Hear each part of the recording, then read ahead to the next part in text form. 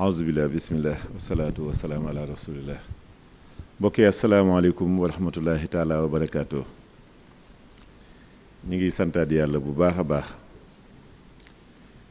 di julli ci yonent bi sallallahu taala alayhi wa sallam di santaat cheikhul xadim sunu yaakaar tey ak ëllëg di am tawféex ci jataay bi fii ci Madiyana kër sëriñ Abdou Samad ibnu cheikh Abou Madiyana Chouaïbou ibnu xaadimu rasul bokk ak jataay bi it ay rakkam ay jarbaatam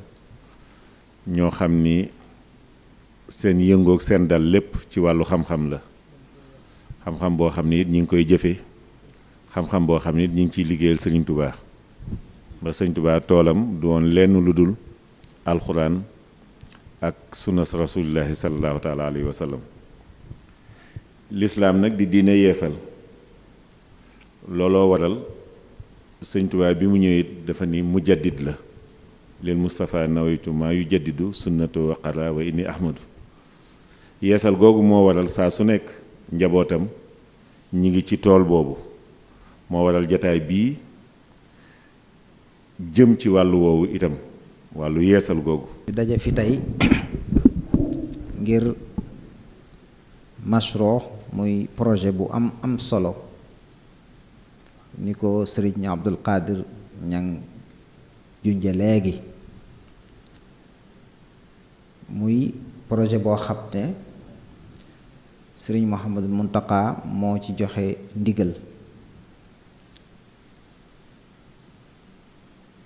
ànd ci sëriñ Abdou Samad nga xam ne ci këram lañ nekk nii di amal jotaay bi ñu di ko ziyaare bu baax moom it ànd kook booleem ñi nga xam ne dañuy yëngutu ci xam-xam ak lu ko tasaare ci yoon wi projet boobu nag moo waral jotaay bi ngir jullit yi ak taalibe yi xam li ko wundu ak xam fi ñu ci toll ba kenn ku nekk xam taxawaay bi nga xam ne war nga ko cee am projet bi mooy amal ab téere bu yaatu ci dunduk sëriñ bi ay jaar-jaaram akum njàngaleem def ko ci làkk yu wuute ngir mu mën a tas ci àdduna bi yépp mu doon téere boo xam ne buñ mën a tas la ci àdduna bi ñépp man koo jariñoo mu doon bu wér boo xam ne li ci nekk lépp dañ koy delloo ci delluwaay yu wér lañ koy tibbe mu ànd ak film documentaire moom it boo xam ne day retracé day topp jaar-jaari sëriñ bi moom it ngir ñépp mën a xam dëgg-dëgg liggéeyub sëriñ bi ak dundam ak jaar-jaaram gën koo mën a xam gën koo mën a yaatal kon loolu mooy liggéey bi kon dañuy tënk rekk li ko waral ak jubluwaay biñ ci am ak résultat yi nga xam ne moom lañ ciy séentu li ko waral mooy ku ne xam na ne dunduk Sëriñ Tuubaa radiyallahu anhu bind nañ ci lu bari dañuy wax sax ne mën nañ ne ci Afrique ki ëpp luñ bind ci moom sëriñ bi bokk na ci ñi ëpp luñ bind ci ñoom ba tey ñi ngi bind ci moom ci làkk yépp gëstukat yi nekk di bind ci moom waaye nag ku ne xam ne toll nañ jamono yoo xam ne jamono yu communication lañ toll mu ubbeeku lu baree bari ñu di ko ci wax ci loo xam ne lu wér la ak loo xam ne lu wérut li wérut ñu di ko wax ci dunduk sëriñ bi it mu am ci loo xam ne xëy na ña koy wax ci yéene ju rafet lañ ci àndal waaye am na ñoo xam ne la ñuy wax it dañoo jubloo réeral nit ñi wala dañoo jubloo nëbbu dëgg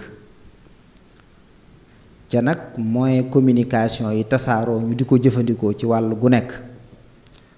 buñ nekkee ci jamono ju toll foofu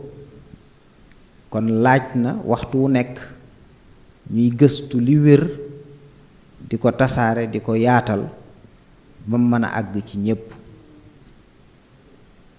tolloo it jamono joo xam ne sëriñ Mouhamadou Mountakha ci boppam dégg nañ ko ci ay kàddoom mu woote ci ñu gën a xam sëñ bi gën a xamle sëñ bi loolu dégg nañ ko ci ay waxam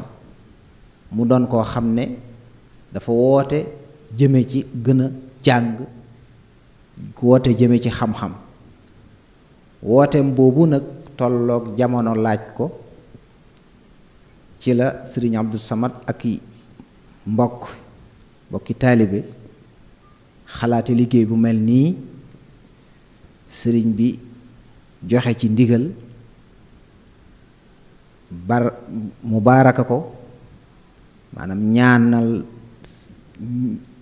sëriñ Abdou Samad ak ñim ci àndal ak ñi ci yëngutu ñépp ngir ñu daje cee ngërëmul sëriñ bi mu doon nag liggéey boo xam ne kon taalibe yépp a ko bokk képp koo xam ne sa xam-xam may na la ko walla sa xalaat may la ko sa xereñte may la ko walla sa man-man may la ko ci liggéey bi nga bokk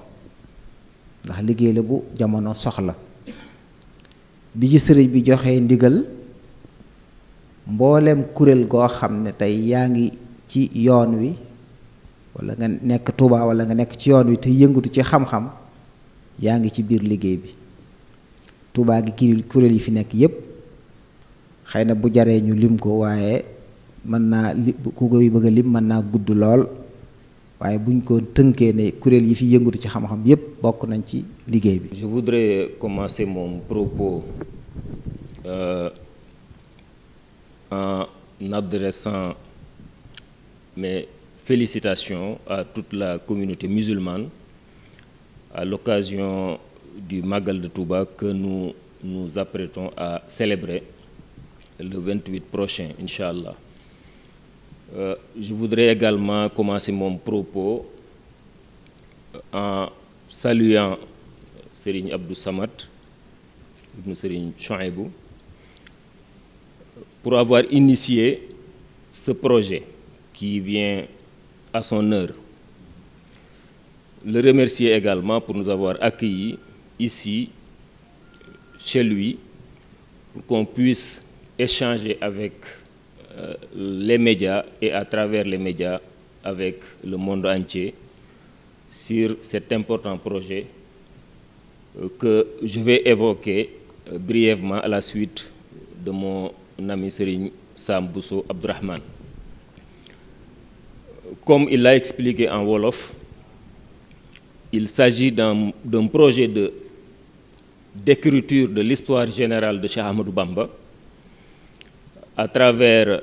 une encyclopédie qui prendra la forme d'une version papier, bien entendu, mais également d'une version électronique et virtuelle disponible en ligne,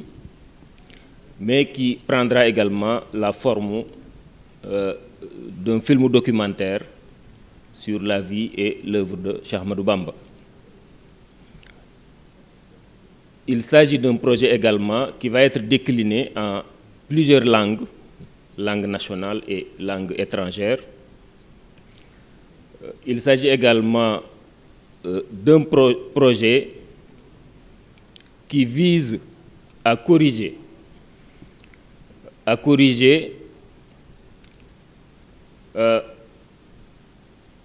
les erreurs qui sont fréquemment évoquées dans l'histoire de Cheikh Ahmadou Bamba. Comme vous le savez, de tout temps, depuis les temps coloniaux, on a essayé de raconter l'histoire de Cheikh Ahmadou Bamba d'une certaine manière, qui entre globalement dans l'optique coloniale de présenter l'histoire de l'Afrique d'une certaine manière. Et malheureusement, avec les nouvelles technologies de l'information et de la communication, avec Internet, avec les télévisions, avec l'écriture, certains chercheurs mal intentionnés ont écrit des contre-vérités, des choses erronées sur l'histoire de Cheikh Ahmadou Bamba. Certains autres ont écrit par ignorance des erreurs, donc qu'il fallait corriger, et ce projet nous offre l'occasion donc de corriger ces énormes erreurs, et en le faisant, nous rendrons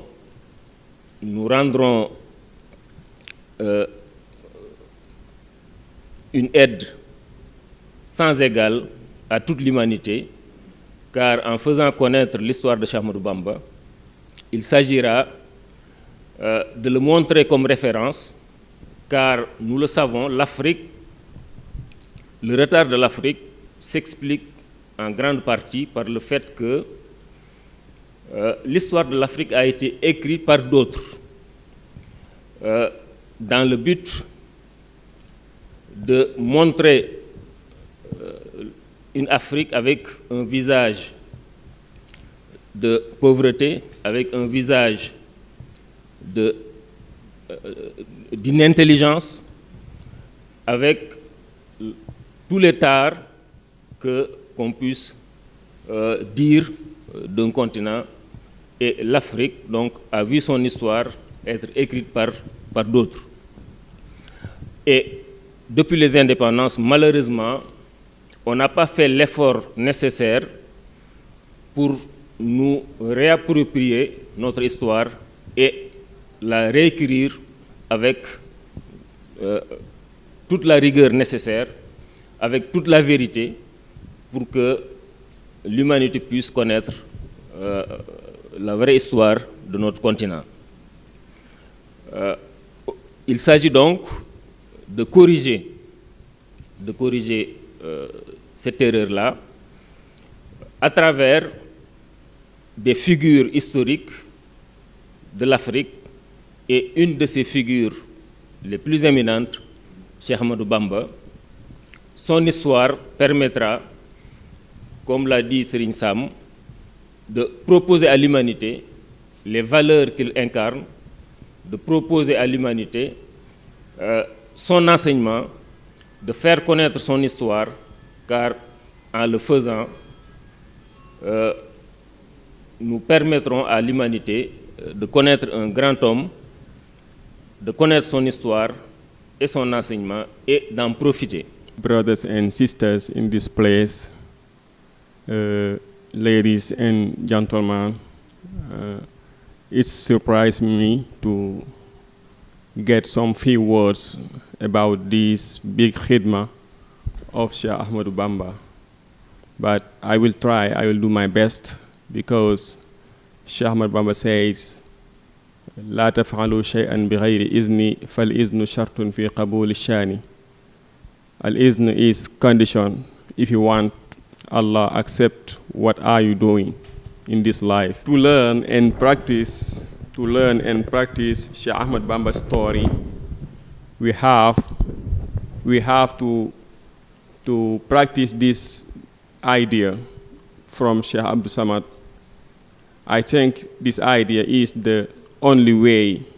to know who is Cheikh Ahmadou Bamba, to know what is Cheikh Ahmadou Bamba's mission when he was in the life. Then Cheikh Ahmadou Bamba is an universal, it's not local. We can say we have to present Sheikh Ahmad Bamba to entire the world, because he's not only Senegalese, he's not only Sufis, he's not only someone has knowledge, but he's an universal. If we want to present Sheikh Ahmad Bamba to entire the world, what we should do is to realize this idea from Sheikh Abdul Samad. Thank you, Sheikh Abdul Samad, for helping us to practicing this big khidmah of Sheikh Ahmad Bamba. As my brother says, Sheikh Fatma and Sheikh Sam Busso, who was my teacher when I was in Al-Azhar. So I have a big honor to be here with them. And Sheikh Abdul Samad was my own teacher, I can say that, because he's the one who educated me when I was a young boy in this city. That's why I can say this is the big responsibility to know who is Sheikh Ahmad Bamba. Because we Murids, we know him, and we really enjoying who is Sheikh Ahmad Bamba. But what we should do is to give people knowledge about Sheikh Ahmad Bamba. If we want to do this, we have to collect all the knowledge that we have and all the steps for the exile of Sheikh Ahmad Bamba, as Serigne Sam says when he was saying that in Mauritania, in Diourbel, we call Njarem, in Cheyenne Jolof, in Gabon. We have to translate this thing to people to know who is Sheikh Ahmad Bamba. Innanzitutto vorrei ringraziare Sheikh Ahmad Bamba prima di iniziare il mio discorso. Chi mi ha preceduto prima, il fratello Abdul Khader, ha riassunto in breve il mio piccolo intervento che vorrei fare. Oggi ci troviamo a Touba, nella casa di Serigne Abdou Samad Mbacké, figlio di Cheikh Souhaïbou Mbacké e figlio di Ahmadou Bamba. Cheikh Ahmadou Bamba è il fondatore della confraternita della Mouridia in Senegal, e mi viene in mente prima di iniziare che una delle sue qasaid ha scritto Simamul Wara Hasri ladallahi fi yadi wa ma rumtuhu min malikil khadibil ani. E questo significa tanto. Ahmad Bamba e tutte le anime degli uomini e di tutte le creature nelle sue mani. Per confermare questo, oggi in questa sala ci troviamo con tutti i professori e dottori in legge che hanno studiato, hanno girato tutto il mondo, che Sheikh Abdou Samad Mbacké, che ha avuto l'illuminazione di Sheikh Ahmad Bamba, dopo aver ricevuto la benedizione di Serigne Mountakha Mbacké, attuale califa di Sheikh Ahmad Bamba, di lavorare su questo progetto che riunirà tutto il lavoro di Sheikh Ahmad Bamba. Avete notato le lingue che mi hanno preceduto, oltre alla nostra lingua Wolof, si è parlato in francese, si è parlato in inglese e in italiano. E questo è in arabo, e questo vi dimostra solo che in questa attuale stanza, in pochissime persone, poco più di 10 persone, abbiamo raccolto le diverse lingue che sono lingue principali parlate nel mondo. E questo progetto ha intenzione di elaborare e raccogliere tutte le scritture scritte da Sheikh Ahmad Bamba e le scritture scritte di altri su Sheikh Ahmad Bamba, dalla Mauritania al Senegal fino a Gabone, e raccogliere tutte le testimonianze, perché come sapete, per dare più valore a un lavoro così culturale, altamente valido e così patrimonio mondiale, e bisogna raccogliere tutte le archivie che si trovano in ogni parte del mondo. siyaare mbooloo mi teew ñëpp di ci jiital kilifa gi muy Serigne Abdou Samad mi nga xam ne dañuy wax ci ndigalam, ndax xëy na mëniguñ wax sax waaye ndigal lay def bu xasee jib moom faaw rek nga jëfee. li ñu fi tax a daje muy liggéey bu am solo bi nga xam ne sumb nañ ko ci ndigalul kilifa gu mag gi muy Cheikh Mamadou Mountakha, yàlla na ko yàlla yàggal te dëgëral ko ba yéen yëpp àgg ci barke sëriñ bi. muy liggéey bu yaatu yaatu boo xam ne jamono daf koo laaj lool, ndax sëriñ bi day kuñ war a xam lool, te day mel ne am na ak umpule ba léegi ci ñu baree bare ñoo xam ne umpule nañ ko daal, wala boog niñ leen ko wane duni. moo tax waris na ko gën a jàngat bu baax a baax a baax ba mu leer ci bopp ñëpp. loolu nag daanaka moo nañ ci bañ yëkkati kàddu sax ndax bu dee ci wet gi ñu yënguloo ci kuréel bi muy ci wàllu coordination bi ginnaaw Sëñ Sàmm jëloon na kàddu ba lañ ca war a leeral lépp leeral na ko. Sëñ Seex Faat ma jël na ci kàddu ba lañ ca war a leeral lépp leeral nañ ko. ci liggéey bi nga xam ne bi ma ko xalaatee atam ci yëkkati dara te waxtaan ak moom sëriñ bi am ci mbégte lool wante ko lool rek mooy liggéey bi ñaan ci lool am ci yaakaar lool ba am na ci loo xam sax xam naa du neex a wax ci jotaay kon loolu ñu ngi ci sant bu baax a baax gannaaw ba loolu ñu ngi sant mbokk yëpp ñi nga xam ne bi ñu yëkkatee xalaat bi ñun ñëpp dañ ko nangu rafetlu ko am ci yéene lool dal seen yitte waxtu wu nekk di ci xalaat di ci daje di ci def seen lépp ci borom xam-xam yi. xëy na sëriñ Sall tudd na kuréel yi nga xam ne ñoom lañ ko àndal ñëpp di borom xam-xam te gëstukat yi nga xam ne ñoo ne ci yoon bi